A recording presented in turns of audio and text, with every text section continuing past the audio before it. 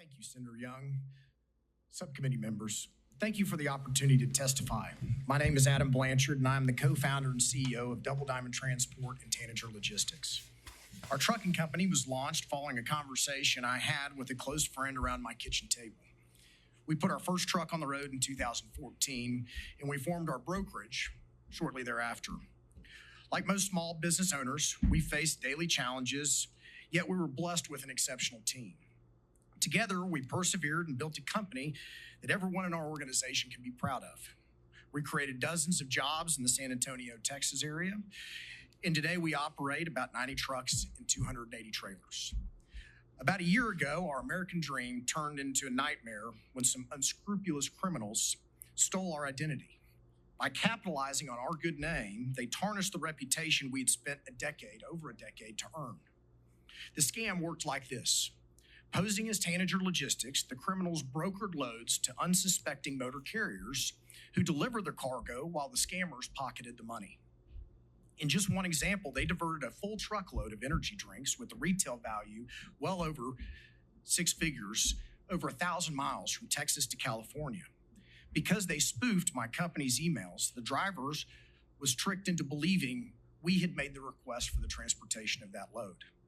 While the criminals were using our name to enrich themselves, we were playing whack-a-mole, trying to counter their sophisticated techniques to mimic our website, emails, and operating authority.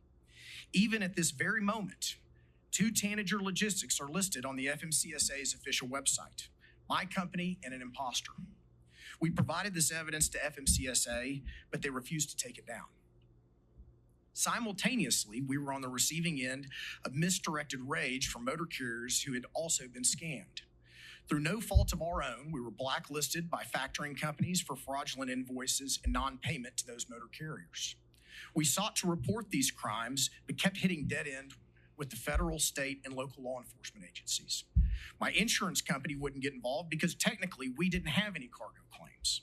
The Texas Department of Public Safety informed us this wasn't their jurisdiction. The FBI recorded our information but never returned our call. The Department of Homeland Security met with us but refused to investigate. We did our due diligence, but the message was clear. You're on your own. We might be on our own, but we are far from alone. Cargo theft is rapidly becoming a crisis, costing the industry up to $35 billion annually. Strategic theft has risen 1,500% since the first quarter of 2021. The average value per theft is now over $200,000.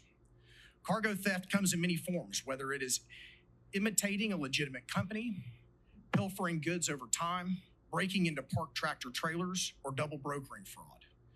These are complex, multi-jurisdictional crimes, often involving organizational theft groups, yet there is no unified, dedicated federal response.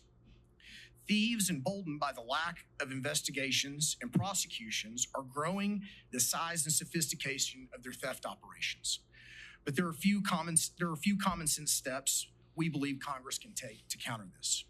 First, direct FMCSA, the Federal Motor Carrier Safety Administration, to remove illegitimate carriers and brokers from the SAFER website. The industry should be able to trust that SAFER publicizes only legitimate entities so that we can make informed decisions when vetting business partners. Second, pass the Safeguard Our Supply Chain Act, which would establish a federal task force dedicated to cargo theft. Third, pass the Household Goods Shipping Consumer Protection Act, which would strengthen penalties against bad actors and protect consumers. Currently, criminals view trucking as a low-risk, high-reward target. We must invert that calculus. When we were finally able to contact the thieves who stole our identity, the mere threat of law enforcement involvement was enough to deter them. The bad news is, if they're not scamming us, they're scamming someone else. Trucking is a tough business, and we have no shortage of grit and determination, but our industry is not equipped to deal with organized theft groups on our own.